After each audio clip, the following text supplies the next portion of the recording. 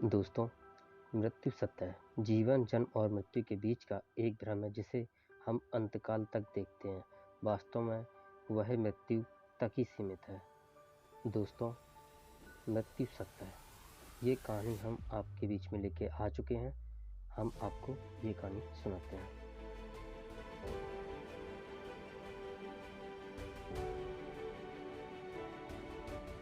एक आदर्श नामक युवक था। स्वभाव का बड़ा ही शांत एवं विचारों वाला व्यक्ति था।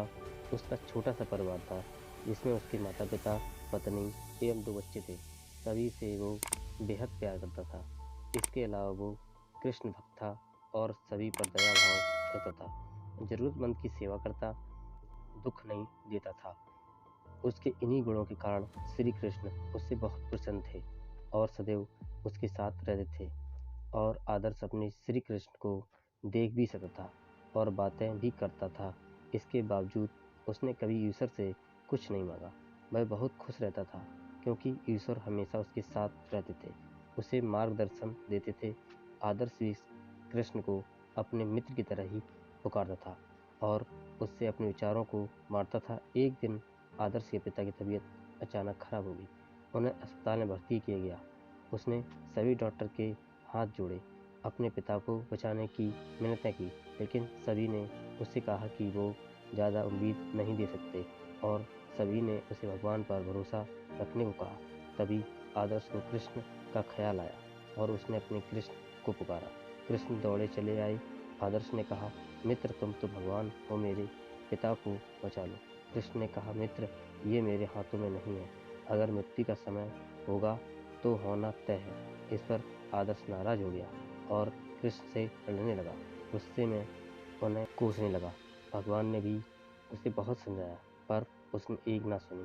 तब भगवान कृष्ण ने उससे कहा, मित्र मैं तुम्हारी मदद कर सकता हूँ, लेकिन इसके लिए तुम्हें एक कार्य करना होगा। आदर्श ने तुरंत पूछा, कैसा कार्य? कृष्ण ने कहा, तुम्हें किसी एक घर में से मुट्ठी भर ज्वार लानी होगी और ध्यान रखना होगा कि उस परिवार में कभी किसी की मृत्यु ना हुई हो। आदर्श झट से हाँ बोलकर तलाश में निकल गया। उसने कई दरवाजे खटखटाए। हर घर में ज्वार तो होती होगी, लेकिन ऐसा कोई नहीं होता जिनके परिवार में किसी की मृत्यु ना हुई हो। किसी का पिता, किसी का दादा, किसी का भाई, माँ, काकी या बहन। 2 दिन तक भटकने के बाद भी आदर्श को ऐसा एक भी घर नहीं मिला। तब उसे इस बात का एहसास हुआ कि मृत्यु एक अटल सत्य है। इसका सामना सभी को करना होता है। इससे कोई नहीं भाग सकता और वो अपने व्यवहार के लिए कृष्ण से क्षमा मांगता है और निर्णय लेता है जब तक उसके पिता जीवित हैं उनकी सेवा करेगा।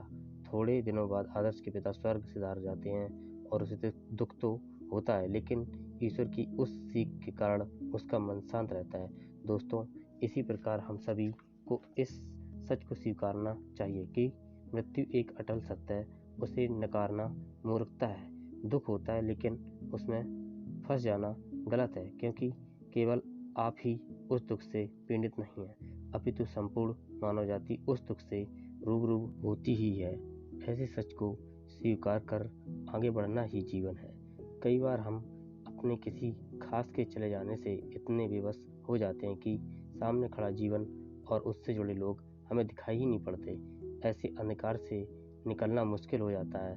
जो मनुष्य मृत्यु के सत्य को स्वीकार कर लेता है, उसका जीवन भार विहीन हो जाता है और उसे कभी कोई कष्ट तोड़ नहीं सकता। वो जीवन के हर क्षेत्र में आगे बढ़ता जाता है। Thanks for watching. ऐसी ही सुंदर सुंदर कहानियाँ सुनने के लिए आदर्श ऑफिशियल हिंदी स्टोरी को सब्सक्राइब कर लें। Creator by AK। Like share comment जरूर करते हैं।